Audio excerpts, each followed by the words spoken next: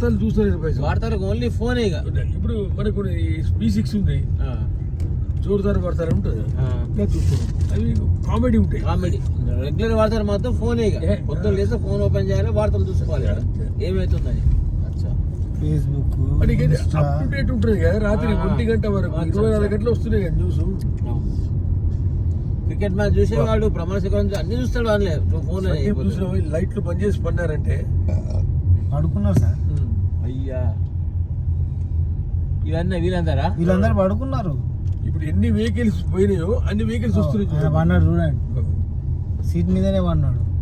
ఆయన కూడా గంట అంటే వీళ్ళు బట్టి ఏం గంట బాబు, 5:30 నుంచి వాళ్ళు ఇక్కడే ఉన్నారు. 5:30 గంటమ్మ తల్లి తర్వాత వాళ్ళు ఇక్కడికి వచ్చి కూర్చున్నారు. మనము బతికిపోయినాం ఎందుకన్నా కొద్దిగా ఇంత ట్రాఫిక్ జామ్ కాకముందు మనము బయట రీచ్ అయిపోయినాం. మనం లేటే బయలుదేరుంటే కనుక బయలుదేరి అనుకోండి, 3ంటికి వస్తాం, 5ంటికి బయలుదేరి అనుకోండి. ఈ దానిలో ఉంటుంది మనం వచ్చి కథ. అందరూ అదే సీఎం ప్రోగ్రామ్ ఉంది కాబట్టి లేట్గా బయలుదేరి వీళ్ళందరూ కూడా. జాతర సమ్మక్క సారలమ్మ జాతరను భుజాల మీద వేసుకొని సక్సెస్ చేయడంలో సీతక్క, మా రాష్ట్ర మంత్రివర్యులు, ములుగు శాసనసభ్యురాలు సీతక్క కృషి ఎనలేనిదని చెప్పక తప్పదు. ఈ జాతరను సక్సెస్ కావడానికి వాళ్ళు పాటించిన వ్యూహాలు ఏంటి, వాళ్ళు పోటీ చేయడం. మేడారం సమ్మక్క సారలమ్మ జాతరకు ఎంతమంది భక్తులు వచ్చారని మీరు అంచనా వేస్తారు? ఇంకా పోటెత్తుతూనే ఉంటారు. ఇప్పుడు యాక్చువల్గా తిరుగు ప్రయాణం ఎక్కువ ఉండాలి, కానీ తిరుగు ప్రయాణం ఎంతైతే నడుస్తుందో మళ్ళీ దేవుడి దగ్గర కూడా అదే దర్శనం అయ్యి విపరీతంగా బస్సులు ఫుల్ అయిపోయినారు, ప్రైవేట్ వెహికల్స్ అయిపోయినాయి. అసలు ఊహించని రీతిలో ఇప్పుడు ఈ సాయంత్రం జనరల్గా అందరూ రిలాక్స్ అయ్యే టైంలో ఒకేసారి పోటెత్తినటువంటి పరిస్థితి కనబడుతుంది. ఏదేమైనా ఎప్పటికప్పుడు ఇక్కడ ఉండి పోలీసు అధికారులను అలర్ట్ చేస్తూ ఇప్పటివరకు ఎలాంటి నష్టం జరగకుండా 1 గంట క్యూ లైన్లలో అటు ఇటు లేట్ అయినా కూడా అందరికీ మంచి దర్శనం అవుతుంది. అయితే ఇవాళ సాయంత్రం తిరుగు ప్రయాణం బదులు భక్తులు వస్తున్నారు అని అంటున్నారు కదా. అయితే వీఐపీల రద్దీ మార్నింగ్ ఉన్నది కాబట్టి వాళ్ళు చాలా ఇబ్బందులు ఉంటాయని వాళ్ళు ఏం చేశారంటే ఆఫ్టర్నూన్ బయలుదేరి వస్తున్నారు మేడం భక్తులు.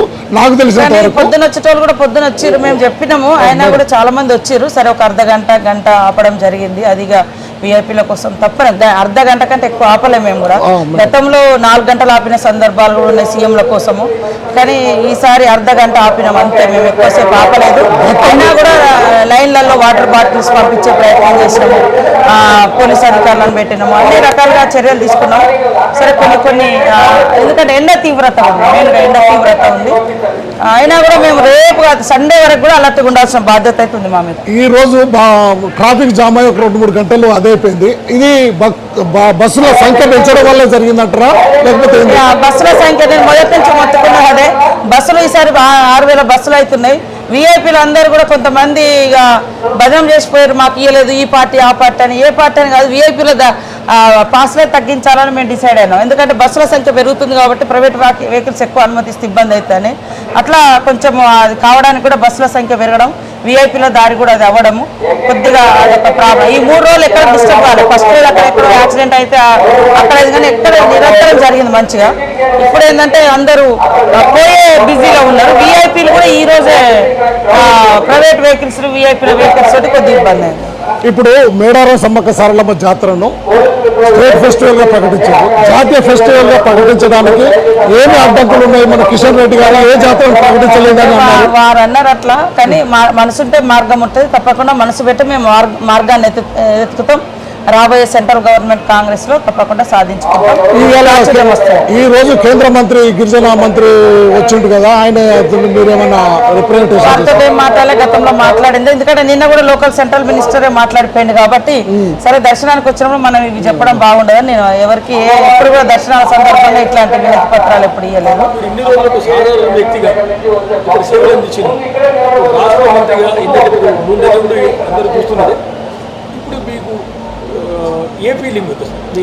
బాధ్యత నా తల్లులు నాకు ఇచ్చినటువంటి సమ్మక్క సారలమ్మ నాకు ఇచ్చినటువంటి అవకాశం, అది నా వ్యక్తిగత హోదా కోసం కాదు. ఈ హోదా ఈ అవకాశం పబ్లిక్ సర్వీస్ సేవ చేయడం కోసం.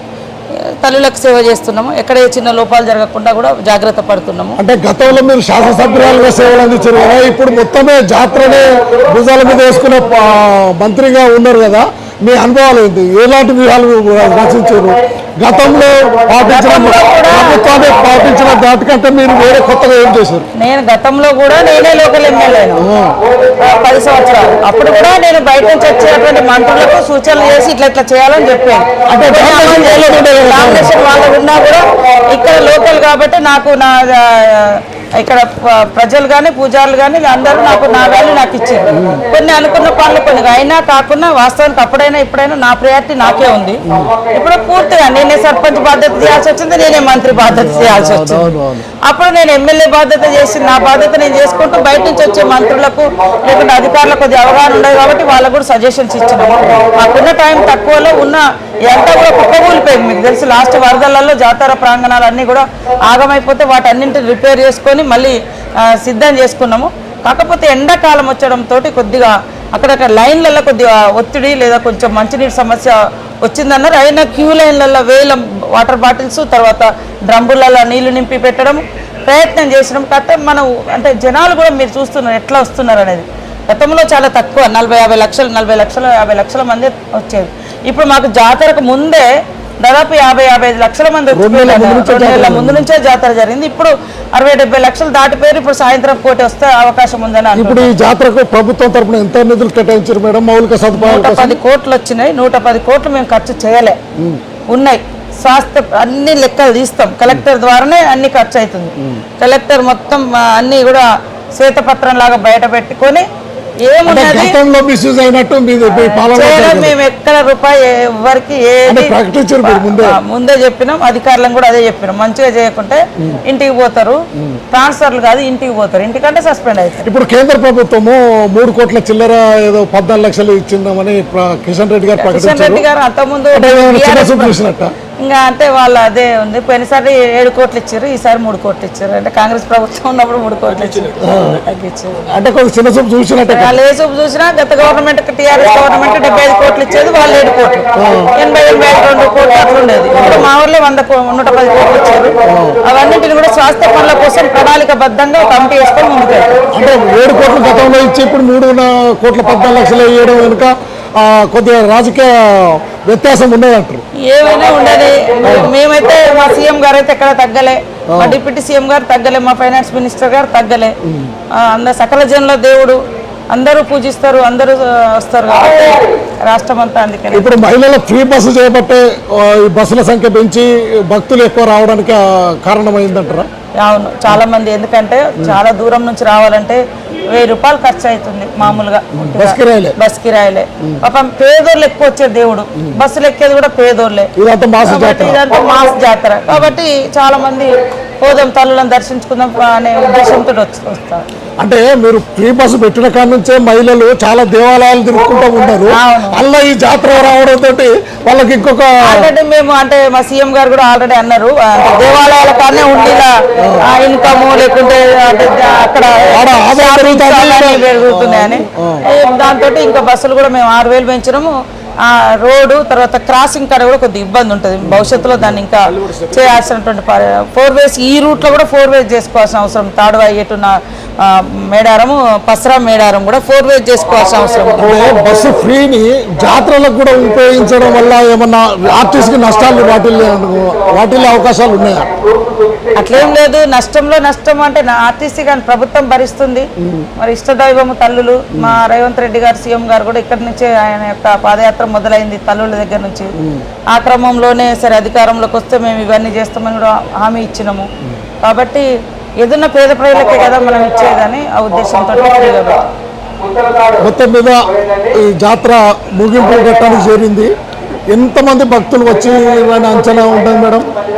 నాకు దాటిరా అంటే మొత్తం కలిస్తే 1,20,00,000 30 లక్షలు ఆల్రెడీ అయిపోయింది. అంటే 2 మంత్స్ నుంచి 2 మంత్స్ నుంచి దాటిపోయారు. ఇప్పుడు నైట్ వరకు ఇంకా సండే వరకు ఉంటుంది మాకు లెక్క. అంటే నాకు మధ్యాహ్నం వరకు 80 లక్షల మంది రీసెంట్లీ వచ్చారు. అది 50 లక్షలు దాకా రీసెంట్ అంటే ఈ 3 రోజులలో దర్శనం జరిగిందండి. ఇంకా ఇప్పుడు చూస్తే కోట ఎత్తుతున్నారు కదా, మీరు చూస్తున్నారు కదా, అన్ని దారులు కూడా ఓపెన్ చేయాల్సి. అయితే ఇవాళ విఐపీల తాకిడి ఉండగానే భక్తులు లేట్గా బయలుదేరుతున్నారు. రేపు సాయంత్రం తోటి ఈ జాతర ముగుస్తుంది. సాయంత్రంతో దేవుళ్ళు వెళ్తారు, కానీ సండే రోజు కూడా భక్తులు వస్తారు. సండే రోజు కూడా భక్తులు వస్తారు. ఇప్పుడు మీరు ఏమైనా కొత్తగా వ్యూహాలు ఏ విధంగా భక్తులను క్రమబద్ధీకరించడం కోసం వాళ్ళకి సౌకర్యం ఏమేమి పాటించారో కొద్దిగా బ్రీఫ్గా చెప్పరా? అంటే వాస్తవానికి మేము కమాండ్ కంట్రోల్ రూమ్ అది తీసుకొచ్చుకున్నాము, క్యూ లైన్స్ పెంచినాము, ఇంకా బస్ స్టాండ్ ఏరియా కూడా బాగా పెంచినాము. తర్వాత ఇట్లా ఊరట్టము, తర్వాత మేడారం నుంచి అంటే మన నార్లాపురం నుంచి వచ్చే దారులు కూడా దగ్గరికి తీసుకొచ్చినాము. ఎక్కడో నార్లాపురం నుంచి నడిచి వచ్చేది అట్లా కాదు, దగ్గరికి ఇట్లా ఒక 6 ప్రత్యేకంగా చిన్న బస్సులు కూడా పెట్టినాము తరలించడానికి. అక్కడ నుంచి కూడా నడుచుకుంటూ రాకుండా ఇట్లా ఆ చింతల ఏరియా నుంచి ఇట్లా ఎట్లా వీలైతే అట్లా దగ్గర దాకా వాళ్ళని దర్శనం కోసం అని తీసుకురావడం. అంటే భక్తులు సాధారణ భక్తులు వచ్చిన వాళ్ళను డైవర్ట్ నార్లాపూర్ నుంచి భూపాలపల్లి వయా అట్లా పంపిస్తున్నాం. అది మొదటి నుంచి అవే చేస్తున్నాము, కానీ చింతల రోడ్ నుంచి కూడా ఇట్లా ఎంత నుంచి కూడా ఇటు ముందుకు తీసుకొచ్చినాం. నడిచి అక్కడ వెహికల్స్ ఆపిన వాళ్ళం కూడా ఇట్లా. అసలు గతంలో ఏబిసిడి వరకే నిండేది అవి వెహికల్స్, ఇప్పుడు ఐజే వరకు పోయినాయి అని అన్నారు. ఇంకా మరి ఇవాళ ఎంతవరకు పోయిందో నాకు రాలేదు, నిన్నటి రిపోర్ట్ వరకు. అంటే దాదాపు 10 కిలోమీటర్ల వరకు భక్తులు నిండి ఉన్నారు. అయితే పారిశుద్ధ్యము ఏ విధమైనటువంటి దాదాపు 4,000 మందిని తీసుకొచ్చినాము.